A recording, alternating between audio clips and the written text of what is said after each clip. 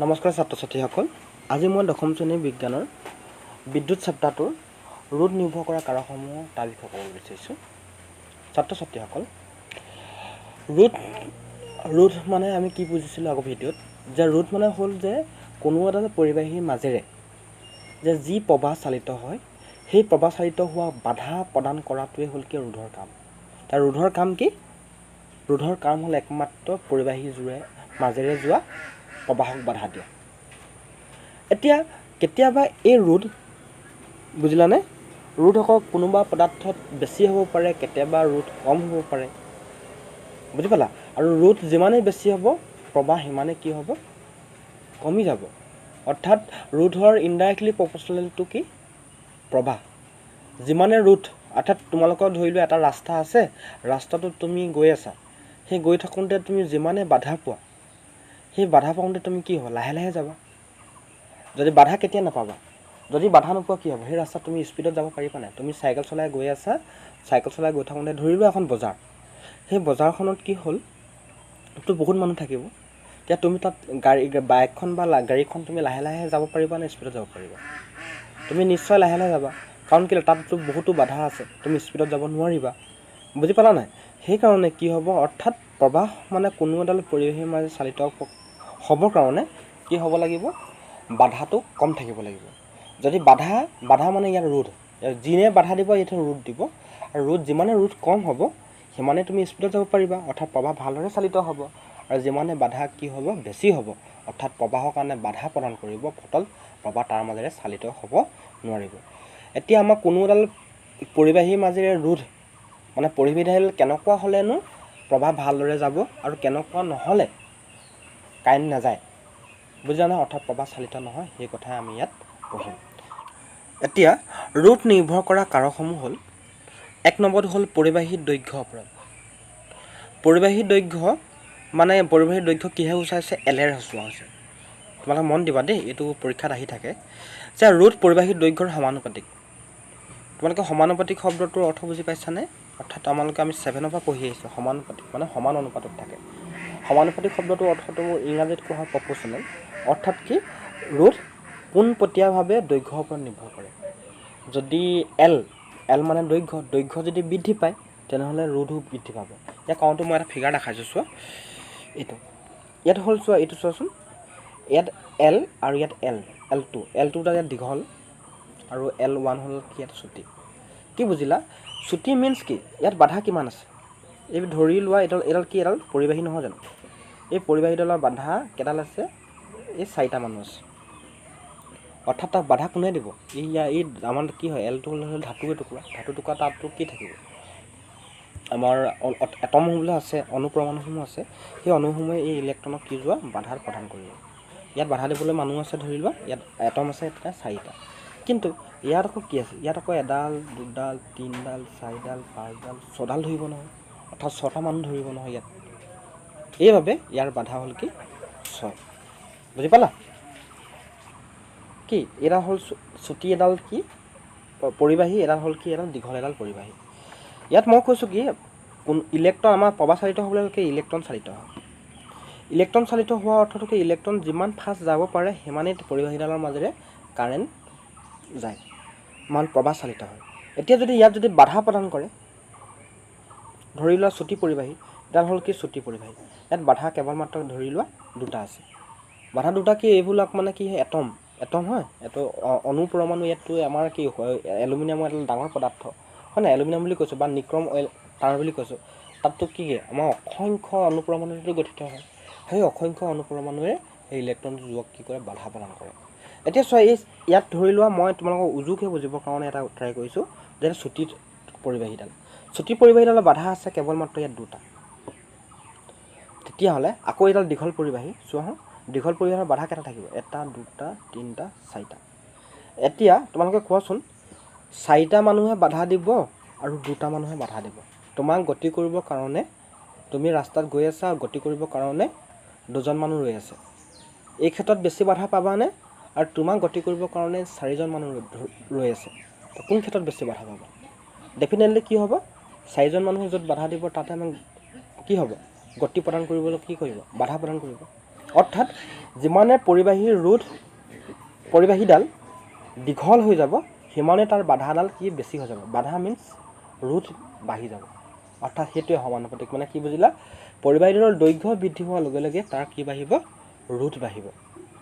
আৰু পৰিবাহীৰ চুটি হোৱাৰ লগে লগে পৰিবাহীডালৰ চুটি হোৱাৰ লগে লগে তাৰ কি হ'ব? তাৰ ৰোধটো কমিব। কিন্তু ইয়াৰ প্ৰস্থচ্ছেদ কিন্তু সদায় একে সমান হৈ থাকিব লাগিব। প্ৰস্থচ্ছেদ কি হৈ থাকিব লাগিব? সমান। প্ৰস্থচ্ছেদ একে থকা অৱস্থাত চুটি পৰিবাহীডালৰ মাজেৰে কি কম বাধা থাকিব আৰু দীঘল পৰিবাহীৰ মাজেৰে কি হ'ব? বেছি বাধা থাকিব। আৰু য'ত বাধা বেছি থাকিব ক'ত? তাৰ মাজেৰে প্ৰবাহ কমকৈ চালিত হ'ব। য'ত বাধা কম থাকিব তাৰ মাজেৰে কি হ'ব? প্ৰবাহ বেছিকৈ যাব। সেই কথা বুজি পালোঁ। তেনেহ'লে ৰোধ পৰিবাহীৰ কি? প্ৰত্যক্ষ সমানুপাতিক। প্ৰত্যক্ষ সমানুপাতিক মানে কি বুজিলা? যে ৰোধ বৃদ্ধি হ'লে কি হ'ব? ৰোধ বৃদ্ধি হ'বলৈ হ'লে কি হ'ব লাগিব? পৰিবাহীডালৰ দৈৰ্ঘ্য বৃদ্ধি হ'ব লাগিব। পৰিবাহীৰ দৈৰ্ঘ্য বৃদ্ধি হোৱাৰ লগে লগে ৰোধ বাঢ়িব। এই সমীকৰণটো তোমালোকে মনত ৰাখিবা। আমাৰ নেক্সট আমাৰ কামত আহিব। কি হ'ব? আৰ প্ৰপ'ৰ্চনেল চিন। এডাল চিন যে মই আলফা নিচিনা দিছিলোঁ দেখিছা নাই? এডাল হ'ল কি? প্ৰপ'ৰ্চনেল চিন, সমানুপাতিক চিন। আৰু এই সমানুপাতিক চিনডালে কি বুজাইছে? বুজিছে যে প্ৰত্যক্ষ সমানুপাতিক চিন বুজাইছে। আৰু এইডালে কি বুজাইছে? যে ৰোধ বাঢ়িলে যদি ইয়াৰ পৰিবাহীডালৰ দৈৰ্ঘ্য বাঢ়ে তেনেহ'লে ৰোধো বাঢ়িব। বুজি পালোঁ? এতিয়া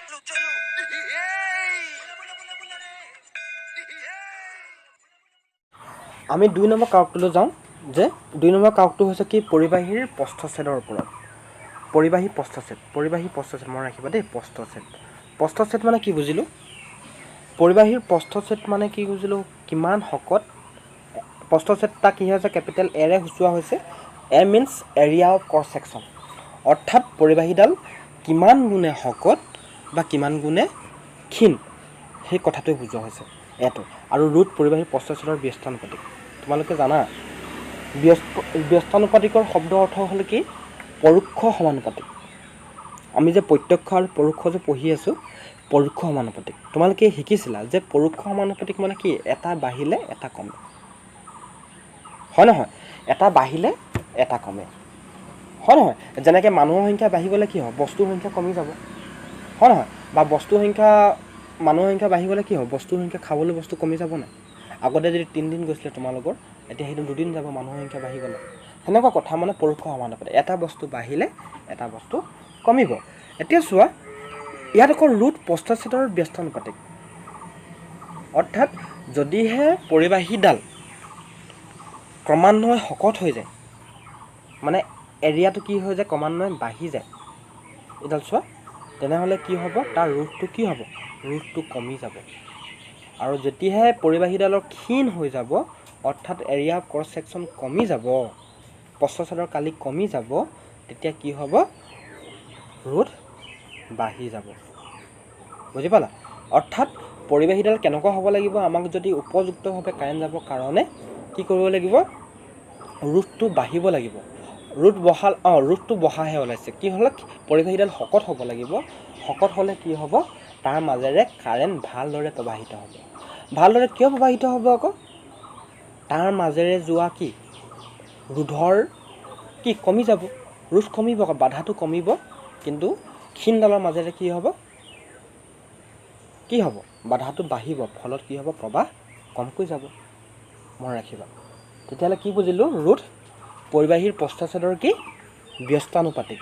মানে যিমানেই এৰিয়া অফ ক্ৰছ ছেকশ্যন বৃদ্ধি হ'ব, অৰ্থাৎ শকত হৈ যাব, সিমানে ৰোধ কমিব। যিমানে ক্ষীণ হ'ব সিমানে ৰোধ বাঢ়িব। বুজিলানে? তেতিয়াহ'লে এই ৰেচিঅ'টো তোমালোকে মনত ৰাখিবা। বুজি পালা? এই ৰেচিঅ'টো আমাক কি হ'ব? ভৱিষ্যতে পিছত বাৰত আমাক লাগিব। এতিয়া আৰ ইনডাইৰেক্টলি প্ৰপ'ৰ্চনেল টু 1/a। এতিয়া আমি থাৰ্ড কাৰকটোলৈ যাওঁ। থাৰ্ড কাৰকটো হ'ল কিনো? চাওঁ পৰিবাহীৰ পদাৰ্থৰ ওপৰত। ধৰি লোৱা পৰিবাহীটো বহুত আছে বেছি। কি পৰি আছে? আমি পৰিবাহী সাধাৰণতে কি ব্যৱহাৰ কৰে? ৰূপ শুনিছা থাকে, ৰূপ ব্যৱহাৰ কৰে, সোণ ব্যৱহাৰ কৰে কিছুমানে, হয় নহয়? এতিয়া আমি যে সেই যে কি বুলি ক'ম, এই যে ছ'লাৰ ছিষ্টেমত যে পানেলখন ব্যৱহাৰ কৰোঁ, ছ'লাৰ ছিষ্টেমৰ কাৰণে যে সেই যিখন পানেল থাকে, মানে সেই এখন চেপেটা কাঁহী নিচিনা থাকে নাই, সেই কাঁহীখনত চাবাচোন বা ৰূপ ব্যৱহাৰ কৰা থাকে। সেইকাৰণে ছ'লাৰ ছিষ্টেমৰ প্ৰত্যেকটো বস্তু অলপ দামী হয়। যিকোনো বস্তু ছ'লাৰ ছিষ্টেমৰ বস্তু এটা কিনিবলৈ যাবা, লাইট এটা কিনিবলৈ যাবা, সেইটো জেনেৰেল লাইটতকৈ বেছি হয়। মানে কি হয়, যিখন পানেল ব্যৱহাৰ কৰা হয় ইয়াত মানে ৰুট ব্যৱহাৰ কৰা হয়, যাতে তাৰ মাজতে কি হ'ব, বাধাটো কম হয়, ফলত তাৰ মাজতে প্ৰবাহ ভালদৰে চালিত হয়। বুজি পালা? সেনেকৈ আমাৰ কি হয়, আমাৰ সেই আজিকালি 100 পাৱাৰ বাল্ববিলাকৰ নিক্ৰম তাঁৰ ব্যৱহাৰ কৰা হয়। সেই যে বাল্বটোৰ ভিতৰত যে সৰু সৰু কিছুমান তাঁৰ থাকে, সেইটো তাঁৰ হ'ল কি, এলয় মানে শংকৰ ধাতুৰে গঠিত। বুজিলা নাই? সেই শংকৰ ধাতুৰ মানে কি হ'ব, সিহঁতৰ মাজেৰে কি হ'ব, যিবোৰ শংকৰ ধাতু হয়, এতিয়া ধৰি লওক শংকৰ ধাতুৰ উদাহৰণ কি, আমাৰ ইস্ত্ৰিবিলাকত যে ব্যৱহাৰ কৰোঁ, হয় নহয়, ইস্ত্ৰি ব্যৱহাৰ কৰোঁ, সেইবিলাক সহজে গৰম হৈ যায়, হ'ব।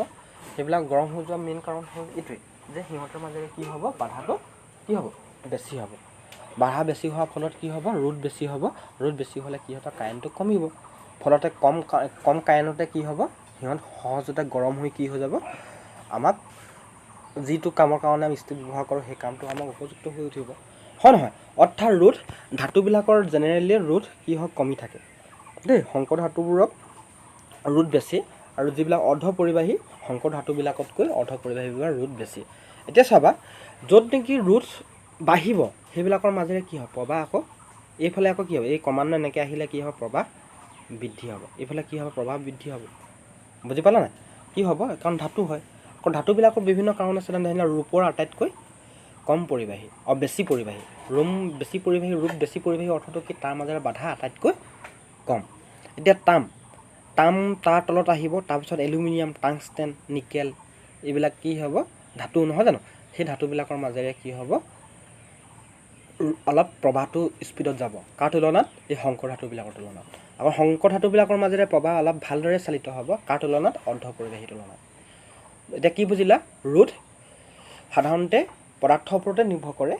যিবিলাক হ'ল অৰ্ধ পৰিবাহী তাৰ মাজেৰে কি হ'ব, ৰোধ বেছি হ'ব। শংকৰ ধাতুবিলাকৰ মাজেৰে কি হ'ব, তাতোতকৈ ৰোধ অলপ কম হ'ব।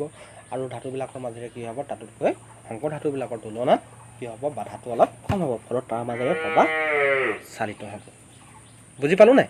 অৰ্থাৎ যিমানেই কি হ'ব, ৰূপ তাম আদিবিলাক হ'ল পদাৰ্থটোৰ কি হ'ব, প্ৰকৃতিৰ ওপৰত নিৰ্ভৰ, পদাৰ্থৰ ওপৰত, অৰ্থাৎ পৰিবাহী পদাৰ্থৰ প্ৰকৃতিৰ ওপৰত, বা প্ৰকৃতিৰ ওপৰত লিখিব পাৰিব। ইয়াত কি লিখিব পাৰিব, শব্দ এটা। এতিয়া 4 নম্বৰ কাৰকটো হ'ল ৰোধ প্ৰবাহিত সময়ৰ উষ্ণতাৰ ওপৰত নিৰ্ভৰ কৰে।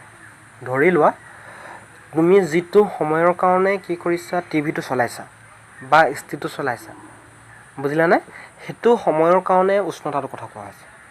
যেতিয়া নেকি তুমি চলাই থাকিবা, তোমালোকে চোৱা, জেনেৰেলি আমাৰ ঘৰৰ পৰা আমাৰ এটা অভ্যাসে আছে, বা দেউতা মাৰ পৰা শুনিছা, টিভিটো আমি বেছি সময়লৈকে চলাই থাকিলে কি হয়, মোবাইলটো যদি আমি চলাই থাকোঁ, কি হ'ব, মোবাইলটো গৰম হয় নাই, বা টিভিটো গৰম হৈ যায় নাই? ইয়াৰ মেইন কাৰণ সেইটোৱে যে উষ্ণতা বৃদ্ধি হোৱাৰ লগে লগে কি হৈ যায়, তাৰ মাজেৰে চালিত যিটো প্ৰবাহক কি কৰে, বাধা প্ৰদান কৰে। কোনে বাধা প্ৰদান কৰে আকৌ? ধৰি লোৱা, এডাল পৰিবাহী আছিলে, তাততো ইলেক্ট্ৰনটো চালিত হৈ আছে, হয় নহয়? ইলেক্ট্ৰন ইয়াত কি হৈ আছে, চালিত হৈ আছে। ইয়াত কিন্তু চাবা, ইয়াত কি এটমবিলাক আছে আকৌ, এটমৰ আধান কি, প্লাছ। এতিয়া চোৱা, যিমানেই কি হ'ব, উষ্ণতা বাঢ়ি যাব, ইয়াত যিমানেই টেম্পাৰেচাৰ কি হ'ব, বৃদ্ধি পাব, বুজিলানে? বৃদ্ধি হোৱাৰ লগে লগে কি হ'ব, আমাৰ কোনো এটা বস্তু যেতিয়া নেকি গতি কৰে, বৃদ্ধি হ'লে, উষ্ণতা বৃদ্ধি হ'লে কি হ'ব, সিহঁতৰ গতি শক্তি বৃদ্ধি পায় নাই, কাইনেটিক এনাৰ্জি বৃদ্ধি পায়। ফলত কি হ'ব, এই আধানবিলাকে ইলেক্ট্ৰনবিলাকক কি হয়, প্ৰবাহত কি কৰে, বাধা প্ৰদান কৰিব। বুজি পালা? বাধা মিনছ কি আহিলে, তাত ৰোধ আহিলে নাই? অৰ্থাৎ যেতিয়া কোনোডাল প্ৰবাহিত সময়ৰ উষ্ণতাত কি হয়, বৃদ্ধি হৈ গৈ থাকে, তেনেহ'লে কি হ'ব, তাৰ মাজেৰে যোৱা বাধাক কি আছিলে, প্ৰবাহক বাধা প্ৰদান কৰে। অৰ্থাৎ তাৰ মাজত কি হয়, ৰোধ বৃদ্ধি হৈ গৈ থাকে। তেতিয়াহ'লে পৰীক্ষাত লিখিলে কেনেকৈ লিখিবা তোমালোকে, যে 1 নম্বৰ যে ৰোধ নিৰ্ভৰ কৰা কাৰকসমূহ হ'ল, 1 নম্বৰ দিবা পৰিবাহীডালৰ দৈৰ্ঘ্যৰ ওপৰত। পৰিবাহী দৈৰ্ঘ্য লিখিবা কি, পৰিবাহী দৈৰ্ঘ্যৰ প্ৰত্যক্ষ সমানুপাতিক। ৰোধ পৰিবাহী দৈৰ্ঘ্যৰ প্ৰত্যক্ষ সমানুপাতিক। অৰ্থাৎ কি, ৰোধ বৃদ্ধি হ'বলৈ হ'লে কি হয়, পৰিবাহীডালৰ দৈৰ্ঘ্য বৃদ্ধি হ'ব লাগিব, প্ৰত্যক্ষ সমানুপাতিক, R proportional to L, সেইটো লিখিবা। নেক্সট 2 নম্বৰ লিখিবা কি, প্ৰস্থচ্ছেদৰ কালিৰ ওপৰত লিখিবা পৰিবাহীৰ ৰোধ প্ৰস্থচ্ছেদৰ কালিৰ ব্যস্তানুপাতিক, R indirectly proportional to 1/a। অৰ্থাৎ কি হ'ব, প্ৰস্থচ্ছেদৰ কালি বৃদ্ধি হ'লে ৰোধ কমিব, আৰু কি হ'ব, প্ৰস্থচ্ছেদৰ কালি বৃদ্ধি হ'লে ৰোধ কমিব, আৰু কি, কালি কমিলে ৰোধ বাঢ়িব, সেই কথা লিখিবা। নেক্সট 3 নম্বৰ হ'ব কি, পৰিবাহীডালৰ পদাৰ্থৰ প্ৰকৃতিৰ ওপৰত। পদাৰ্থৰ প্ৰকৃতি মানে কি, যেনে ৰূপ, চিলভাৰ, একেটাকে কৈ আছোঁ, এলুমিনিয়াম, টাংষ্টেন আদিবিলাকৰ মাজে কি হয়, সেইবিলাক পৰিবাহী পদাৰ্থৰ মাজেৰে কি হয়, প্ৰবাহ ভালদৰে চালিত হয়। ইয়াৰ কাৰণ এইটোৱে যে সেইবিলাক ধাতু হয়, সেই ধাতুবিলাকৰ মাজেৰে কি হ'ব, বাধাটো ৰোধটো কম থাকে। আৰু যেনেকৈ নিকেল, শংকৰ ধাতু, অপৰিবাহী পদাৰ্থৰ মাজেৰে কি হ'ব, বাধাটো বেছি হ'ব, ৰোধ বেছি হ'ব, ফলত কি হ'ব, সিহঁতৰ মাজেৰে কি হ'ব, কাৰেণ্ট কমকৈ যাব। বুজি পাইছা? আৰু সেইকাৰণে আমাক কি কৰা হয়, সেই ক্ষীণ শংকৰ ধাতুবিলাক ক'ত ব্যৱহাৰ কৰা হয়, এই কি আছিলে আমাৰ সেই টেষ্টাৰবিলাক ব্যৱহাৰ কৰা হয়, নতুবা আমাৰ কাটআউটবিলাকত ব্যৱহাৰ কৰা হয়, মেইন চুইচত ব্যৱহাৰ কৰা হয়। বুজি পাইছা নাই? শংকৰ ধাতু মানে সেইবিলাকৰ মাজত কি ৰোধটো বেছি হয়। বুজিলা নাই? আৰু ক্ষীণমিন কৰি দিয়া হয়, ক্ষীণমিন কৰি দিয়া হ'লে কি হ'ব, প্ৰচেছৰটো কালি কমাই দিয়া হয়, ফলত কি হ'ব, ৰোধটো বৃদ্ধি হৈ যায়। নেক্সট আহি ল'ব কি, 4 নম্বৰটো লিখিবা প্ৰবাহিত সময়ৰ উষ্ণতা ওপৰত। উষ্ণতা বৃদ্ধি হ'লে কি লিখিবা, ৰোধো বৃদ্ধি হয় বুলি লিখিবা। সেই 4টা কাৰক লিখিবা, সেইটোৱে সমাপ্ত।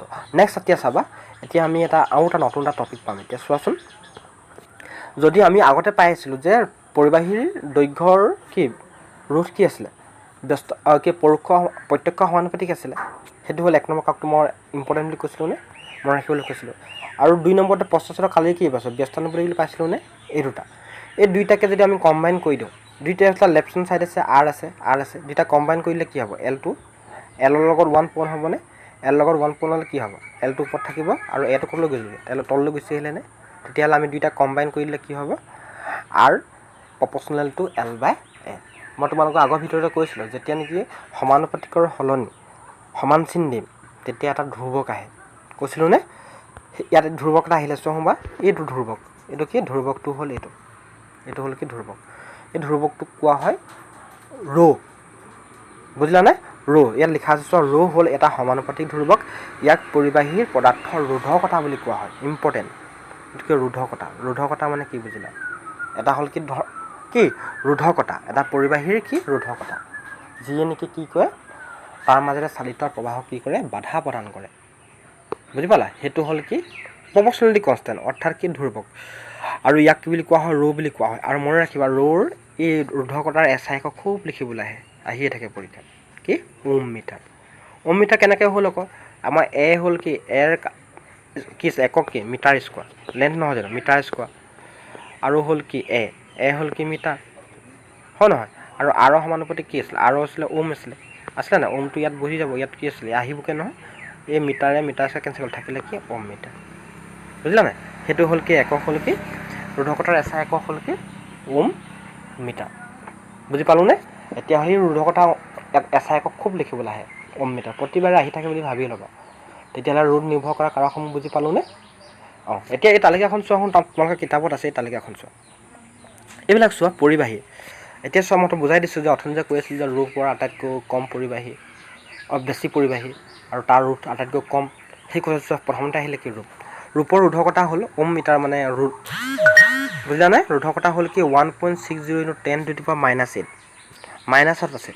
ৰোধটো কিমান, বাধাটো মাইনাছত আছে, 10⁻⁻8, এইটো চাবা, এই বাধাটো চাবা, 1.60 এইটো নাই, সেইটো চাবই লাগিব, কিন্তু পাৱাৰটো চাবা 10⁻⁻8, আৰু ৰোধ ইমানেই কম।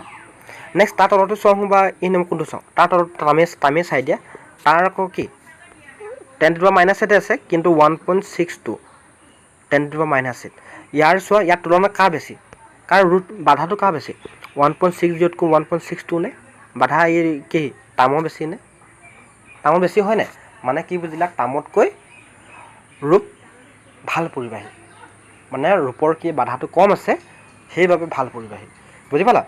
নেক্সটটো চোৱা, তলতো চোৱা, এই পাৰাই চাই দিয়া, পাৰা হ'ল কিমান 94 কিমান বেছি চোৱা, এইটো 1 ক'ত আৰু 94 বাধা কিমান বেছি, গতিকে সেই পাৰা মাজেদি কি হয়, ভালদৰে প্ৰবাহ চালিত নহয়। সেনেকৈ আমি ঘৰত লো ব্যৱহাৰ কৰোঁ, কোনোবাই আমি কি হয়, আমাৰ জেনেৰেল তাঁৰবিলাক কি হয়, আমাৰ কেনেকৈ এলুমিনিয়াম ব্যৱহাৰ কৰা হয়, আমাৰ ঘৰুৱা তাঁৰবিলাক কি এলুমিনিয়াম ব্যৱহাৰ কৰোঁ, এলুমিনিয়াম থাৰ্ডত আছে। যদি তোমালোকৰ ঘৰত যদি ৰূপ ব্যৱহাৰ কৰি দিয়া, তেনেহ'লে তোমালোকৰ ঘৰত যি কাৰেণ্ট যাব বহুত ভালকৈ যাব, অৰ্থাৎ তাৰ মাজেৰে বাধাটো কম হ'ব, বাধা কম হোৱাৰ লগে লগে তোমালোকৰ যিটো কাৰেণ্টৰ বিল দিয়া, সেই বিলটো কি হ'ব, বহুত প্ৰভাৱ পৰিব, অৰ্থাৎ তোমালোকৰ বিল একেবাৰেই কম আহিব তোমালোকৰ ঘৰলৈ, গম পাইছা। সেইকাৰণে ঘৰত যদি আমাৰ এই ৱায়াৰবিলাক ৰূপৰ কৰিব পাৰোঁ, তেনেহ'লে আমাৰ বহুত ভাল। বুজি পালা। সেইকাৰণে কি হ'ব, আকৌ চোৱা শংকৰ ধাতুবিলাক চোৱা, শংকৰ ধাতুবিলাকৰ ৰুট কিমান বেছি 10 টু দি পাৱাৰ -6 ইয়াত আছিলে 10 টু দি পাৱাৰ -8 আছিলে ক'ব পালেহি 10 টু দি পাৱাৰ -6 এতিয়া কোনটো এইটো ডাঙৰ হ'ব হয় নহয় ইয়াৰ বাধাটো কি হ'ব এই ক্ষেত্ৰত শংকৰ ধাতুবিলাকৰ বাধা বেছি সেইকাৰণে নেক্সট অপৰিবাহীবিলাকৰ চোৱা হওঁ অপৰিবাহী কি অপৰিবাহীবিলাকৰ চোৱা বাধা কিমান বেছি 10 টু দি পাৱাৰ 10 কিমান 10 টু দি পাৱাৰ 10 মানে বাধাই ইমানেই বেছি মাইনাছটো কাহানিৰ পৰা শেষ হ'ল মানে কি হ'লগৈ 10 টু দি পাৱাৰ 10 হ'লগৈ দেখিলা নাই তেতিয়াহ'লে কিমান বাধা বেছি হয় সেইকাৰণে অপৰিবাহীৰ মাজত কাছৰ মাজেদি প্ৰবাহ চালিত নহয় ৰবৰৰ মাজেদি নহয় ইবনাইট হীৰা এইবিলাকৰ বা কাগজ কাঠ এইবিলাকৰ মাজত বাধা 10 to the power 12 ohm meter কিমান বাধা বেছি সেইকাৰণে এইবিলাক কি কোৱা হয় অপৰিবাহী বুজি পালা অপৰিবাহীৰ মাজেৰে কি নাযায় তেতিয়াহ'লে প্ৰবাহ চালিত নহয় এতিয়া বুজি পালা নহয় এই ৰোধ কৰা টেবুলখন সেই ইয়াত এইখন দি আছে যাৰ মানে বেছি হয় তাৰ মাজেৰে কাৰেণ্ট নাযায় বুজি পালা নহয় যাৰ কম হয় ৰোধকতা তাৰ মাজেৰে কাৰেণ্ট যায় তোমালোকে নিশ্চয় বুজি পালা বুলি ভাবিলোঁ যদি বুজা নাই কমেণ্ট কৰিবা আৰু লগৰ বন্ধুক শ্বেয়াৰ কৰি দিবা আৰু নতুন মইতো ভিডিঅ' দি থাকিম তোমালোকে যদি লগে লগে ভিডিঅ' পাবলৈ হ'লে তুমি ছাবস্ক্ৰাইব কৰি থ'বা বুজি পালা বুজি নাপালে কিন্তু কমেণ্ট কৰিবা মই সেইটোৱে বিচাৰোঁ যাতে তোমালোকে মোৰ লগত কোঅপাৰেট কৰা বুজি পালা নহয় তেতিয়া ভাল লাগে তেতিয়া ভিডিঅ' বিটাই ভাল লাগে বুজি নাপালে কমেণ্ট কৰিবা বুজি পালানে থেংক ইউ